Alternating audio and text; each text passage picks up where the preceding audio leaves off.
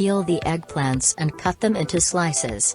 Sprinkle with salt and set aside for 20 minutes to remove bitterness. Then, pat them dry with a paper towel and set aside. Cut the chicken breast into small cubes and set aside. Grate the onion and garlic and set aside. Peel the potato, cut it into thin sticks, and fry until golden. Set aside. Sauté the grated onion in a pan with a little oil until golden, then add the grated garlic and sauté briefly. Add the chicken cubes and fry over high heat. Add the spices, turmeric, curry powder, whole biber, salt, and pepper, and mix well.